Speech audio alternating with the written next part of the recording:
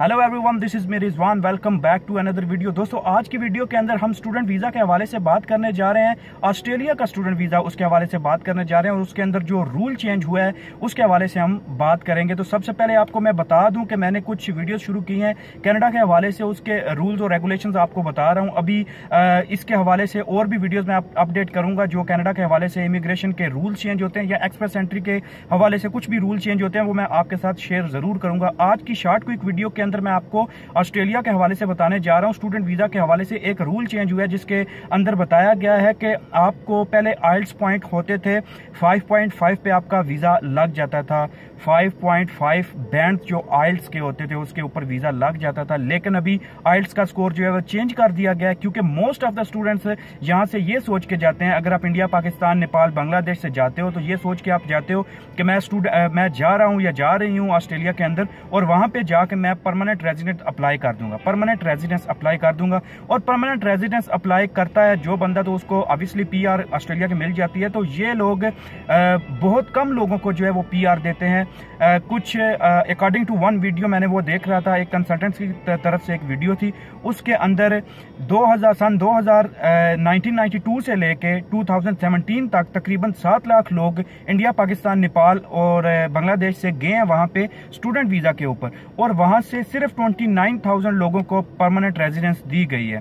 तो वो permanent residence उन लोगों को दी जाती है जिनका रिकॉर्ड बिल्कुल क्लियर होता है और जिनकी जो है वो वहां पे कोर्सेज पूरे किए जाते हैं और आगे एडमिशन लेके अपना कॉलेज मिस नहीं करते हैं, कॉलेज को कंटिन्यू रखते हैं और अपना जो है वो तमाम रिकॉर्ड अपने क्लियर रखते हैं और उनको परमानेंट रेजिडेंस दी जाती है। तो दोस्तों, come to the point, rule के हवाले से बात करते हैं कि जो रूल चेंज हुआ है अभी जो कर दी गई है आइल्स के हवाले से बैंड रिक्वायरमेंट कर दी गई है, वो 6.5 जो है वो बैंड्स अभी रिक्वायर्ड हैं आइल्स के हवाले से अगर आप ऑस्ट्रेलिया में अप्लाई करना चाहते हैं स्टूडेंट वीजा के हवाले से।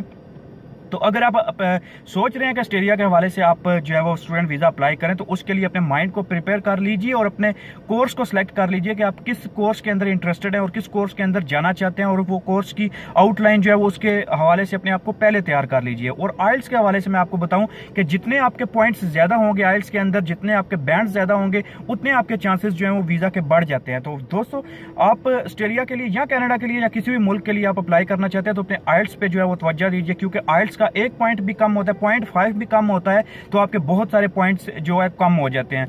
तो ऑस्ट्रेलिया और कनाडा की मोस्ट ऑफ द जो केसेस हैं उसके अंदर पॉइंट सिस्टम होता है कि आप इतने पॉइंट लेंगे आपको इतने पॉइंट्स मिलेंगे, आप इतने बैंड्स लेंगे आपको इतने पॉइंट्स मिलेंगे। उसके बाद एज का तो है वो पीआर डायरेक्ट आप अप्लाई करें तो उसके अंदर होता है, लेकिन स्टूडेंट के अंदर आपको पॉइंट्स इस लिहाज से ज्यादा मिल जाते हैं। आपकी एज अगर 19 to 24 या 25 के दरमियान है तो आपको पॉइंट्स ज्यादा मिलेंगे और स्टूडेंट वीजा के चांसेस ज्यादा होते हैं। अगर आपकी जो एज 25 से अबव हो जाती है या 30 से अबव हो जाती है तो आपके जो है वो चांसेस स्टूडेंट वीजा के कम हो जाते हैं और आपको परमानेंट रेजिडेंस के चांसेस भी कम हो जाते हैं, क्योंकि उनको बंदा चाहिए, एनर्जेटिक बंदा चाहिए, यंग बंदा चाहिए, और वो यंग बंदे के लिहाज से वहां पे उसको परमानेंट रेजिडेंस देते हैं क्योंकि ये बंदा हमें फायदा पहुंचा सकेगा इन फ्यूचर, हमारे साथ जॉब करेगा, हमें टैक्स पे करेगा, हमें जो है वो हमारे मुल्क के लिए जो है फायदेमंद होगा, उसको परमानेंट रेजिडेंस दी जाती है, उसके चांसेस ज्यादा होते हैं। तो दोस्तों, ये वीडियो बनाने का मकसद यही था कि अपने आप को जो है वो प्रिपेयर कर लीजिए। अगर आप अप्लाई करना चाहते हैं कनाडा के अंदर स्टूडेंट वीजा के हवाले से अप्लाई करना चाहते हैं, अपने आप को तैयार कर लीजिए। आइल्स के अंदर जितनी हो सकती है मेहनत करें। आइल्स के अंदर बहुत सारी वीडियोस आपको मिल जाएंगी, यूट्यूब के ऊपर वीडियोस मिल जाएंगी, आप यहां से तैयारी कीजिए।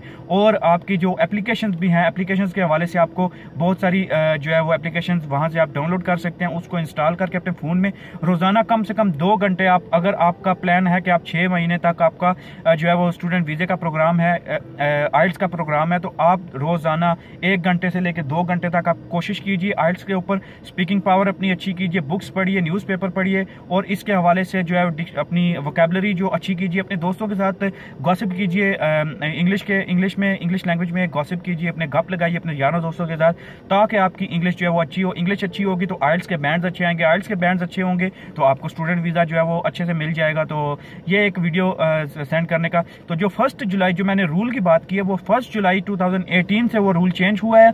अकॉर्डिंग टू अ कंसल्टेंट मैं आपको बता रहा हूँ 1 जुलाई 2018 से जो है रूल चेंज हुआ है ऑस्ट्रेलिया के हवाले से, तो वो मैं आपके साथ वीडियो शेयर कर रहा हूँ। तो दोस्तों, thank you very much for watching this video. मैं आपके साथ नेक्स्ट वीडियो के अंदर हाजिर हूँ, तब तक के लिए इजाजत दीजिए, अपना बहुत सारा ख्याल रखिए। अल्लाह हाफिज।